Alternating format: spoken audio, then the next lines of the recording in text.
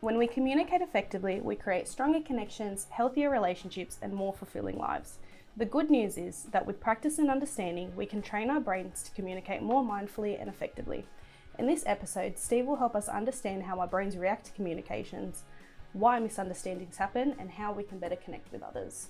Steve, effective communication is something we often hear about, but it's not always easy to practice. What's going on in our brain when we're trying to communicate?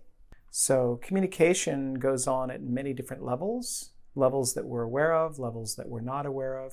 There's the obvious nonverbal, eye contact, facial expressions, body movement, and then voice and tone of voice. And then there's the content. It's not just your brain, it's your whole body. And then there's the meta-communication. So, for example, when two people are talking, they're maybe talking about something like sports or a movie or the weather or something like that. But actually what's being communicated has nothing to do with the topic at hand. It has to do with the fact that they're making a connection with each other. So connection is the key. And when people are connecting, they're doing what all living creatures do that cohabitate or need to make that constant connection to each other. There are certain ways in which people communicate that sort of set the rules, set the stage for how communication should take place. So if you grew up in a family like I did as well, they were very expressive and very emotional and passionate, speaking with your hands, speaking very loudly, voicing your opinion very emphatically. That's just the culture within which you communicate with your family. So this is the way you speak with your family. Similarly, people who are polylingual, they grow up as children speaking multiple languages, but they never consider that they're speaking different languages. It's just like, this is the way you speak to grandma and grandpa, and this is the way you speak to mom and dad, and this is the way you speak to your friends. And it's just a different way of communicating. So everything is part of the mix. That's what neuroscience has shown us. And we do it in a variety of different ways. Depends on who it is and how they communicate. And that sets the stage, as I said, in creating kind of our ritual or our culture of communication, depending on who we're communicating to. So I experience that when I'm quite emotionally charged, and I feel like that stress or anxiety gets in the way of how I communicate things. Yeah. How does the brain react when we're trying to communicate, especially when we're feeling stressed or emotional? Yeah, so again, I resist the effort to try to separate the brain away. Our brain is involved in that information processing element, maybe trying to predict things that might happen in the future, and trying to predict whether we behave a certain way, whether that will work out or what choices we should make, etc. I think that's probably going on in the brain more than other parts of the body, but our endocrine system, our hormones, our body chemistry is changing all the time. The clock speed of the human organism is in the microseconds and thousandths of a second. So on a molecular level, there is just trillions of things going on simultaneously, and it evokes a response from the entirety of your body. So when we are stimulated in a way or we are alerted, your entire body would respond. I mean, you would feel physical sensations throughout your body while your brain is processing information. You're trying to anticipate what's going on. So if you're being put on the spot to, like, let's say, speak in public, or somebody asks you a challenging question in front of a group of people and you run the risk of being embarrassed or humiliated, all of that evokes a full body response of anxiety in terms of your brain and your mental capacity and what the response involves. What we know from neuroscience is that when you go into a more threat response, your prefrontal cortex, it's believed, begins to shut down. So your more sophisticated levels of thinking, executive decision-making, are reduced, and you're making more primitive choices, is what's the belief. And that's why a lot of times people will react in ways they normally wouldn't react, which may be bad choices. They may overreact. They may respond with aggression. They may respond with a shutdown response. So they may go into kind of more of a threat mode. So you may shut down, you may push someone away or do something reactive that normally, if you were more calm, you wouldn't be making those kinds of choices. You speak a lot about going into a bit of fight or flight when there's conflict that's happening. And I find that I do that a fair bit with my partner. When we're having a heated argument, I will just shut down. I need my own space. How do I rewire myself to get out of that? I need to get out of this moment and into I can process this well emotionally. So there's probably a lot more to that quote unquote fight or flight. So aggression and how it can be mixed with fear, and then that changes behavior. So there's a whole host of things going on. Your DNA is involved. Your epigenetics are involved. What you ate that day could be involved. How much you had to sleep, how much you slept the night before. Things that might have stressed you earlier in the day, you might be processing something and then something hits you unexpectedly, and so your response wouldn't be the same as it would be under different circumstances. So there's all these things, and Robert Sapolsky talks about that in Behave and some of his other books, how we're not necessarily in control of our responses because of all these other factors that come into play. So trying to have, certainty and control over what we're going to do moment to moment is very, very difficult. We do our best. You try to anticipate a situation. Don't set yourself up. Pay attention to yourself and go, okay, wait a minute, I'm a little vulnerable right now. Maybe I should, not put myself in a situation that might stress me.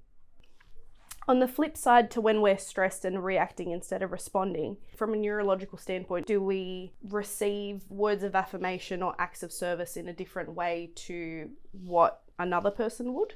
Surely the way that we talk to people that we're intimate with and people that we deeply care about is unique. And so we may have a special language that we use that conveys our deep connection to them, our intimate connection to them.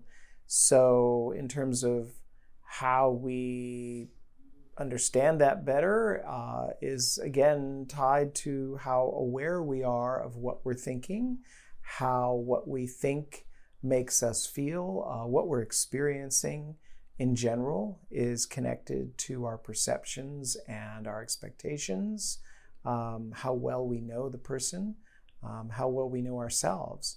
But I think more important to that than that is paying attention to, again, the meta conversation that's going on.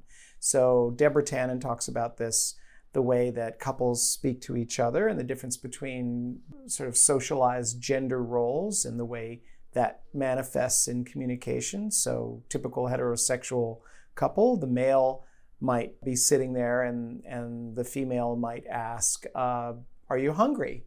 And the male might say no. And then the female will get upset because she'll say, well, didn't you want to ask me if I was hungry? And the male seems very confused and doesn't understand, like, well, of course, are you hungry?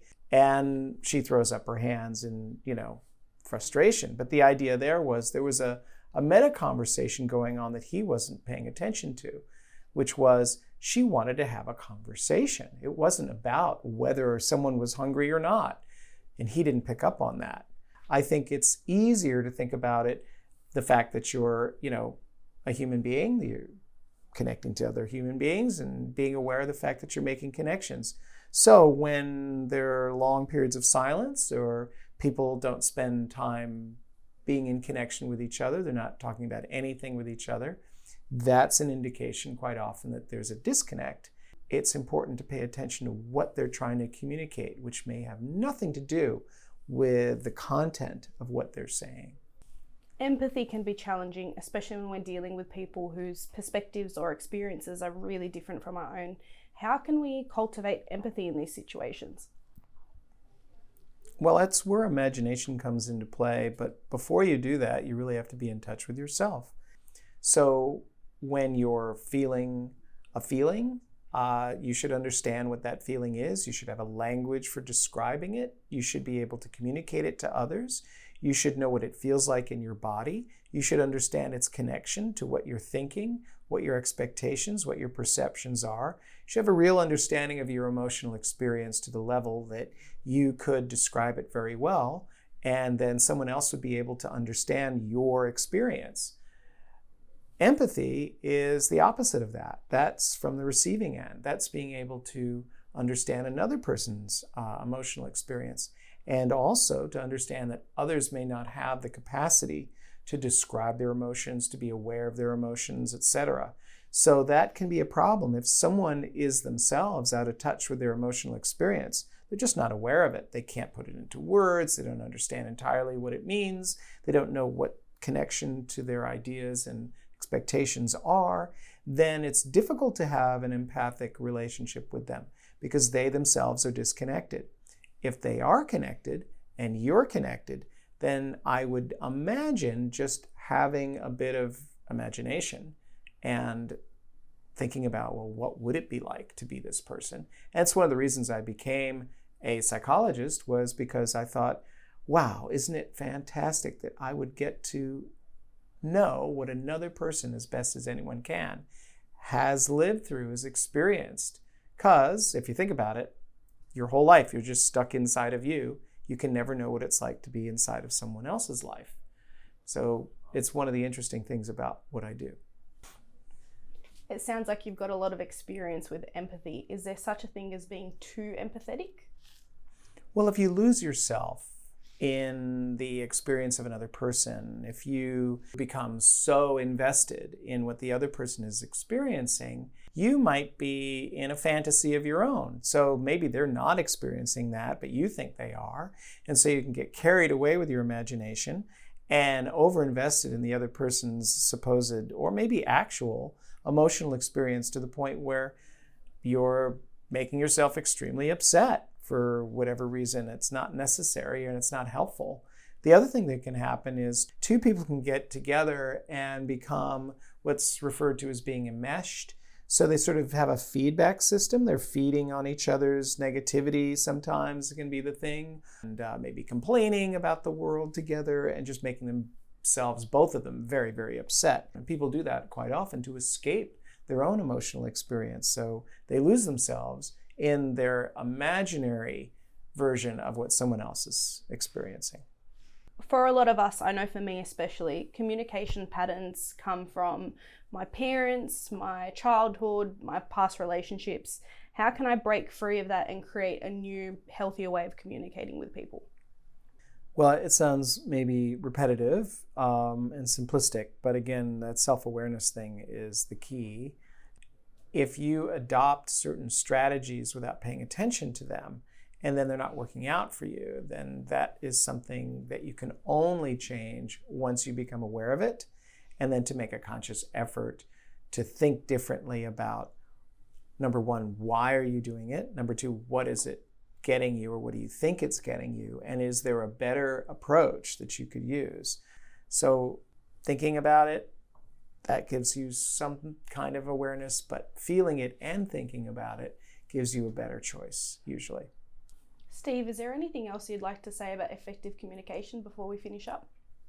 Just don't forget to communicate with yourself. So being self-aware and being aware of the dialogues inside your head that we all have, that these are agents inside of us. We are not one entity or one conscious essence. We are a multiplicity of conscious essences. In other words, there's a side to us that experiences life in perhaps again, a neutral way that just sort of observes. There's a side to us that feels maybe vulnerable and afraid. There's a side to us that wants to stick up for injustice. There's a side to us that wants to avoid bad things happening. And in the aggregate together, they communicate and they cooperate to try to achieve a balance of perspectives. And it's when they're all in balance, kind of like an orchestra playing, when all the musicians are in sync, then the sort of mental music that gets played allows you to, I think, experience life more fully and gives us more choices and enables us to be less driven by one point of view versus another point of view. That was Dr. Stephen Wolfson on The Good Shift. Thank you for listening to today's episode. We hope you found it insightful. Don't forget you can listen to more episodes on YouTube and Spotify. For extra tips and updates, follow us on Instagram and TikTok to learn more about the Neuri app. Download the app to access exercises that enhance your emotional awareness and help you make better decisions aligned with your life goals. See you next time.